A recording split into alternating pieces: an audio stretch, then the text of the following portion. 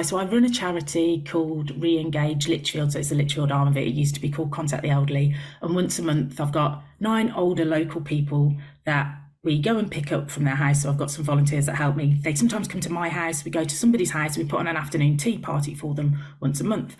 But one of the ladies had a fall about 6 weeks ago and came out of hospital. And she's in a maisonette flat. She's at the top and she can't get down the stairs, and she hasn't been outside for 4 weeks, and she has no idea where to go to get funding, how to get a stair lift, what she's able to get. And she's just deteriorating, left there, frustrated, and she doesn't know where to go or what to do. So that kind of sparked the idea that people need care equipment to enhance the quality of their life. We already know that. So where do they get equipment from at a decent price, which would be pre-loved stuff? So that's what I've started, just telling people, and now I've got a living room full of used care equipment. Yeah, I really see there must be a real need for that, because a lot of people, you like you said, the accessing the funding isn't straightforward, and sometimes you can get it, sometimes you can't, but there's normally a wait, and you need the stuff like right away, and you might not have the money to buy something new, but you might have enough money to buy something used. And in the modern world where we're trying to kind of save the environment and not throw things away and reuse them, I think it sounds like a really great innovation that the sector could do with. Well, if you look at the CQC, so I've looked at the CQC regulations, the Care Inspectorate Wales and the Care Inspectorate Scotland, and none of them say that you can't use pre-love care equipment. So say if a care home wanted to use them, there's nothing that says no. You can get an infection control certificate or a biohazard, it's murder scene clean, so the cleanliness is there, but nothing says about them not being pre-loved. And actually some CQC reports have been noted as being outstanding because their residents have come with their equipment from home. So it makes them feel like they're at home from home. And there's nothing in the regulations that talks about sustainability either. So surely that's going to be the evolution of the regulations going forward, because there is so much waste in care, so much waste. Have you ever tried to give the NHS, have you ever tried to give crutches back and they look at you as if you're trying to give them a bomb? And you're like, wow, these could really help so many other people.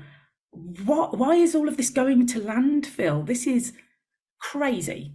This is completely the juxtapose of what social care should be, because it should be about caring and sharing and wanting people to get better.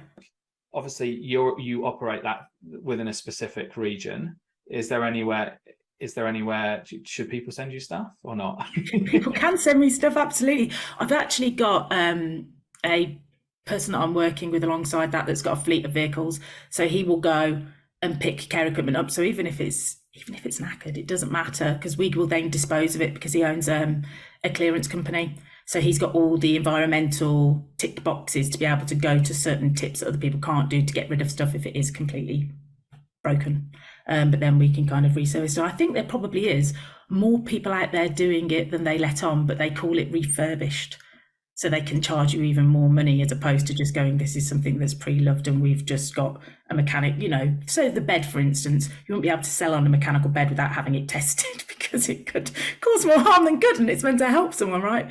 But certain equipment doesn't need, if it's a Zimmer frame that has the wheels and you've checked that it all works, it doesn't need that much. So it's not refurbed, is it? It's just cleaned up and had an infection control stuff done to it. So sounds amazing. I think, again, for me, it's all about finding these little stories of people that are doing things that are innovative, and, and setting up a pre-loved care equipment company isn't, you're not doing something completely out of the blue, right? It's a fairly simple thing. And there's a lot of stuff like that in the care sector where it's just a simple idea that just needs a bit of application from somebody, a bit of positivity, and then for us to spread the word about it.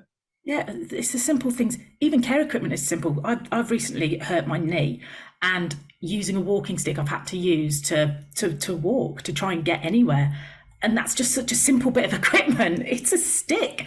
And that enhanced my quality of life at that point. So things don't have to be expensive. I'm not doing this to make tons of money, because I won't, because it's pre-loved care equipment. But I know that it will make such a big difference to people, and that quality of life is just, you can't put a cost on that anyway.